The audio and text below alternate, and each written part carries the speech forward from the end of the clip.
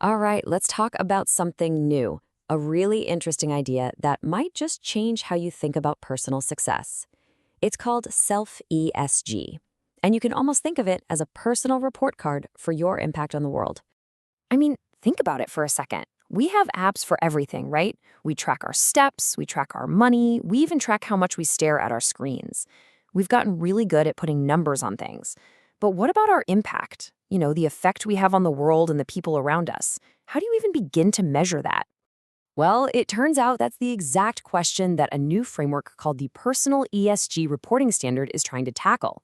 It offers a way to look at our own personal footprint, not as some strict rule book, but more like a fresh perspective for looking inwards. Okay, so to really get what self ESG is all about, we have to back up a little.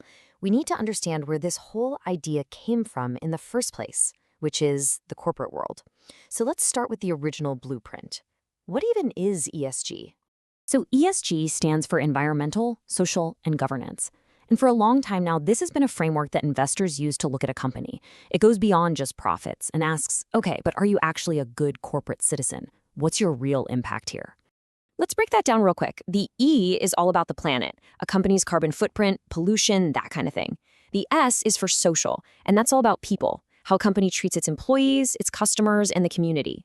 And G is for governance, basically how is the company run? Is the leadership ethical and transparent? It's kind of like their internal rule book.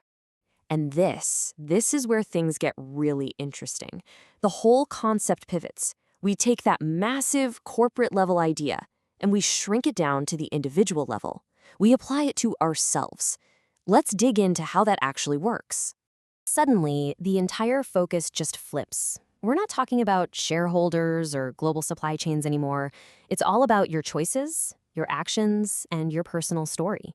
Here's a great way to see how it translates. A big company has its policy and operations, right? Well, for you, that's just your everyday actions and choices.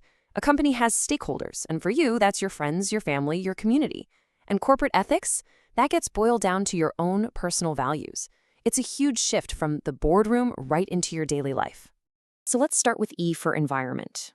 And look, the goal here is not about guilt. It's just about awareness.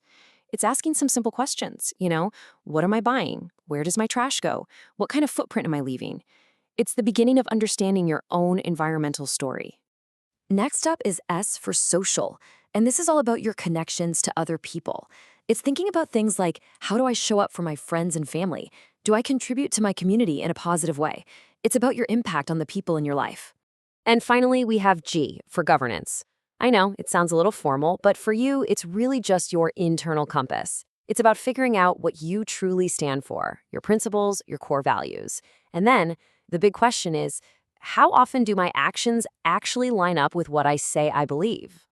So, once you've done all this thinking about your E, S, and G, what's next? Well, the idea here is to move from just thinking about it to creating a kind of roadmap for yourself. And that's what's called a personal ESG report. Now, this is so important. This is not about giving yourself a score or a grade.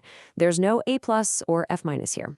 The whole point is simply self-awareness, to get a clear, honest picture of your impact and where you stand. So what would this actually look like in practice?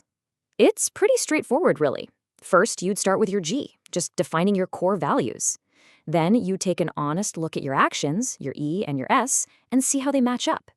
And from there, you can start to set some real goals for the future.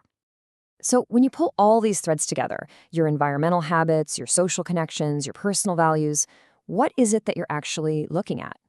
You're looking at your story. That's really what it is. Every little choice we make every single day is like writing one more sentence in that narrative.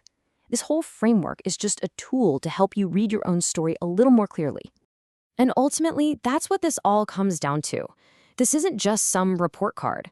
It's the autobiography that you're writing with your actions day in and day out. And that leaves us with the final, most powerful question, and it's one only you can answer. What story do you want to tell?